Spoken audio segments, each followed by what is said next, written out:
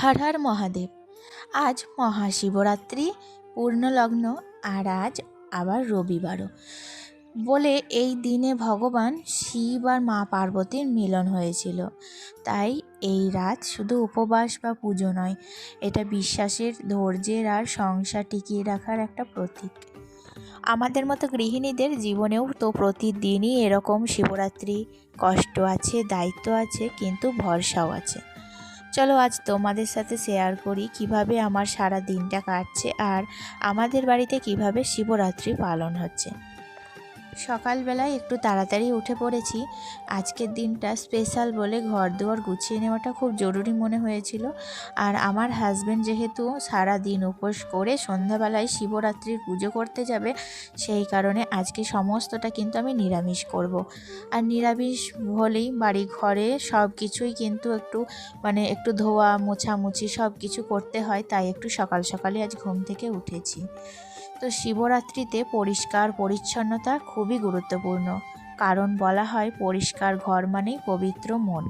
তারপরেই আমি ঠাকুর ঘরে চলে এসেছি। তো ঠাকুর ঘরে দেখো সব কিছু কিন্তু পরিষ্কার করে মুছে রেডি করে নিয়েছি, আসলে আহ্নিকটাও সেরে নিয়েছি।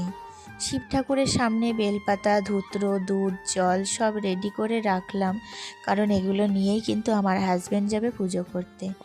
সংসারের কাজ যেমন প্রতিদিনই থাকে, আজও তার ব্যতিক্রম নয়। রান্না, বাসন, ঘর গোছানো সব কিছুই করব, কিন্তু আজ মনটা একটু অন্যরকম শান্ত।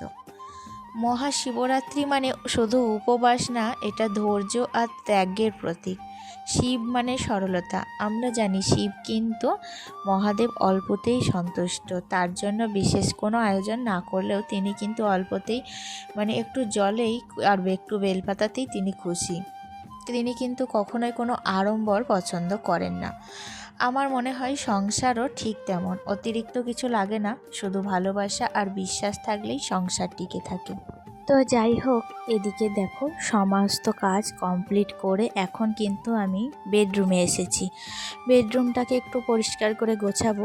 আসলে পুজো পার্বণ যতই থাক না কেন, সংসারের প্রতিদিনের কাজগুলো তো করতে হবে, নইলে বেডরুম থেকে আরম্ভ করে ঘর বাড়ি প্রত্যেকটাই যে অগোছালো হয়ে যাবে। আর অনেক দিন হয়ে গেল না, আমার এই যে শোকেস আলমারিটা অনেক দিন কিন্তু ডিপ ক্লিনিং করিনি, তাই আজকে সমস্ত জিনিস একেবারে সরিয়ে লরিয়ে তারপরে কিন্তু মোছামুছিটা কমপ্লিট করব। তো যাই হোক, আজকে তো রবিবার, ছেলে কিন্তু স্কুলে যায়নি। আর আজকে আমি রান্না বান্না করে হঠাৎ করেই যে বেরোবার প্ল্যান হবে কোথাও, নিজেও ভাবতে পারিনি। সকাল থেকে ঘুম থেকে উঠেই কিন্তু আমার জানা ছিল না যে আজকে কোথাও যেতে হবে। তো সেই অনুপাতে রান্না বান্নাটা একটু লেটেই করছি, যেহেতু আমার হাজব্যান্ডের আজকে খাওয়া নেই, ও তো খাবে না কিছু। তো আমরা বাড়ির মেয়েরাই কিন্তু আজকে খাওয়া দাওয়াটা করব। তো সেই কারণে দেখছি ধীরে সুস্থে রান্নাটা হচ্ছে। আর যেহেতু নিরামিষ রান্না, তাই অতটা কিছু ঝামেলাও নেই, একটু আলু পোস্ত আর ডাল করে নেব, এটাই কিন্তু ভেবেছি।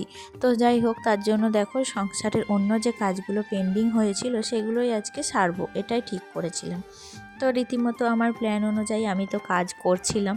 তো যাই হোক, এদিকে দেখো সমস্তটা যখন মোছামুছি কমপ্লিট করি, তখনই কিন্তু হঠাৎ করেই আমাকে জানতে পারি যে আজকে না বেরোতে হবে বাইরে। তো দেখতে থাকো তোমরা ব্লগ, কোথায় যাচ্ছি, কেন যাচ্ছি, সবটাই তোমাদের ব্লগ দেখতে দেখতে আস্তে আস্তে বলবো।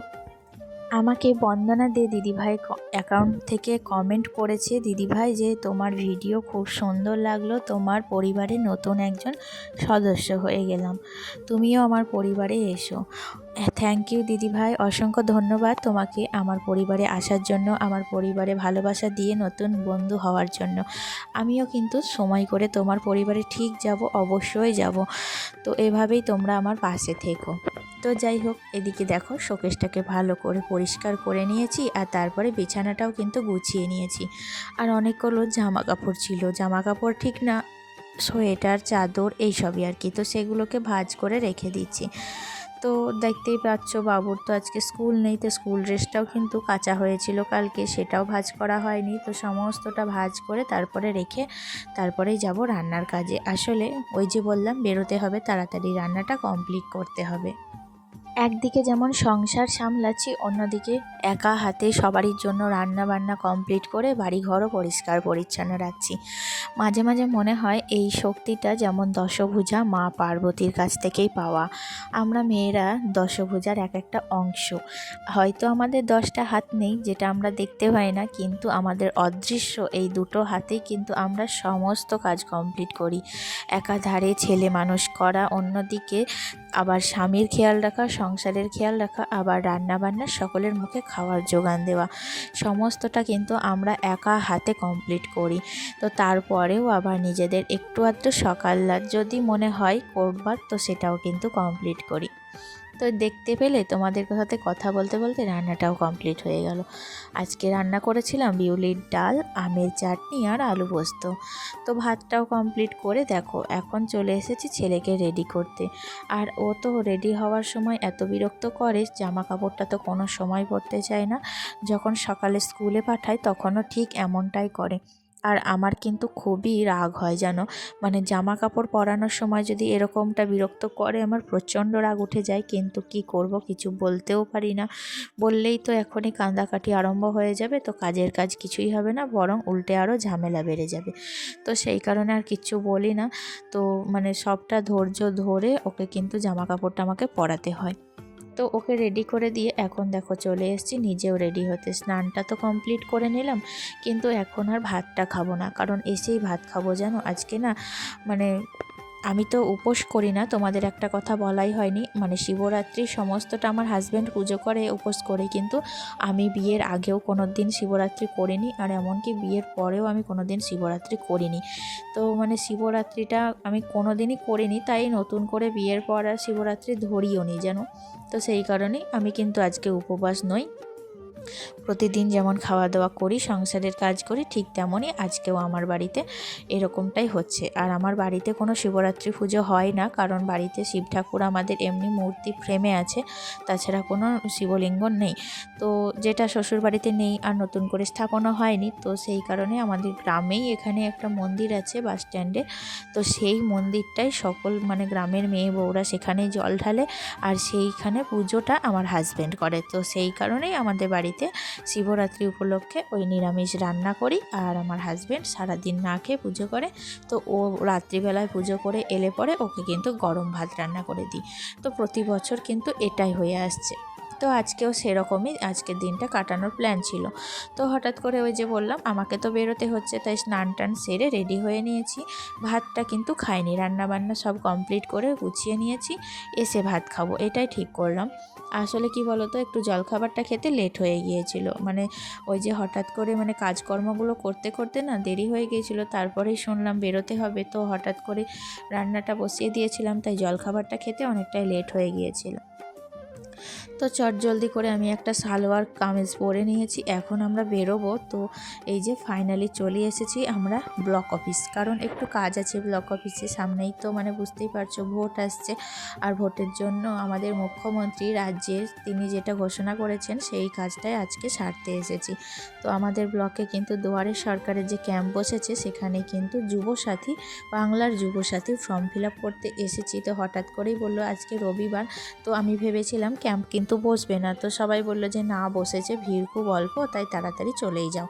তো সেটাই করতেই চলে এসেছি, তাড়াতাড়ি করে ডকুমেন্ট বের করা, জিরক্স করা এবং ফর্ম ফিল আপ করা সবটাই করেছি। আর এই যে এটা হচ্ছে আমাদের ব্লক অফিস। আমাদের ব্লক অফিসে কিন্তু আমি প্রথমবার এলাম, তো এর আগে কোনো দিন আসিনি, তাই ভাবলাম তোমাদের সাথেও একটু শেয়ার করি। আজকে কিন্তু খুব একটা ভিড় নেই, বেশ অল্প কয়েকটা ভিড় আছে, তো তার মধ্যেই কাজটা সেরে নিলাম, ভালোই হলো। সামনে আবার বাবার বাড়ি যাব, তার আগে যে কাজটা কমপ্লিট হয়ে গেল, একদিকে কিন্তু নিশ্চিন্তই হওয়া গেল। আর এই ব্লক অফিসের পাশেই একটা সুন্দর পার্ক আছে, তো ভেবেছিলাম পার্কটাতেও যাব, তোমাদের সাথে শেয়ার করব, কিন্তু মানে দুঃখের কথা কি জানো তো, পার্কটা একটুও খোলা ছিল না। আমরা যখন বাড়ি থেকে বেরোই তখন ওই 2টো মতো বাজে ঘড়ির কাঁটায়, আর যখন ফিরি তখন 4টে। তো 4টে বেজে যাওয়া সত্ত্বেও কি জানি না কি কারণে, হয়তো আজকে রবিবার বলে পার্ক হয়তো খোলেনি। তো এই পার্কটা না অতটাও কিন্তু ভালো না, ছোট্ট মতো একটা। তো ভেবেছিলাম সেটাই তোমাদের সাথে শেয়ার করব, কিন্তু কি আর করব, বন্ধ থাকলে যেটা হয়। তো আমরা বাড়ি চলে এসেছিলাম, আর বাড়ি এসে কাপড় ছেড়ে খাওয়া দাওয়া করে এখন দেখো চলে এসেছি ছাদে। ওই যে সকালবেলায় জামা কাপড়গুলো মেলে গিয়েছিলাম সেগুলোই কিন্তু এখন তুলতে এসেছি। আর এসে না এত ঠান্ডা লাগছিল কি বলবো তোমাদের, তো সঙ্গে সঙ্গে কিন্তু গায়ে চাদর দিয়ে দিয়েছি। আর এমনকি আমি রাত্রের দিকে সোয়েটারও পরেছিলাম। জানি না হাওয়ার মধ্যে গিয়েছিলাম বলে নাকি আজকে শিবরাত্রি বলে হয়তো প্রচণ্ড ঠান্ডা লাগছে। জানো তো আমরা যখন ব্লকে গিয়েছিলাম রাস্তা দিয়ে দেখছিলাম যে অনেক লোক কিন্তু মানে গঙ্গা থেকে জল নিয়ে পায়ে হেঁটে আসছে শিব বাবার মাথায় ঢালবে বলে। তো তাদের কি কষ্ট, তাই না? কত দূর থেকে তারা পায়ে করে হেঁটে তারপর বাবার মাথায় জল ঢালে। তো যাই হোক, তারা যেমন এত কষ্ট করছে, বাবা যেন তাদের সবারই মনস্কামনা পূর্ণ করে। তো যাই হোক, এদিকে দেখো আমি ভেবেছিলাম গাছগুলোতেও একটু জল দেবো, কিন্তু খুব টায়ার্ড লাগছিল যেন, এখন ওটাই হচ্ছে। কোথাও যদি একটু যাচ্ছি না, পা দুটোই খুব ব্যথা করছে আমার। কয়েকদিন মাঝে এত পা ব্যথা করছিল, ওষুধ না খেলে তো কমছিলই না। তো ওষুধটা তো মানে খেয়ে এখন একটু ভালো আছি, দেখি আবারও কিন্তু মনে হচ্ছে একবার ডাক্তারটা দেখিয়ে নেওয়াই ভালো। তো সেটাই কিন্তু করব। যাই হোক, এখন কিন্তু আমার ভিডিওটা এতটুকুই রাখছি বন্ধুরা, আর একটু এনার্জি নেই। তো আবারও দেখা হচ্ছে নেক্সট ব্লগে। তোমরা ভালো থেকো, সুস্থ থেকো। আজকের ব্লগটি কেমন লাগলো কমেন্টে জানিও। আর শুভ শিবরাত্রি, টাটা।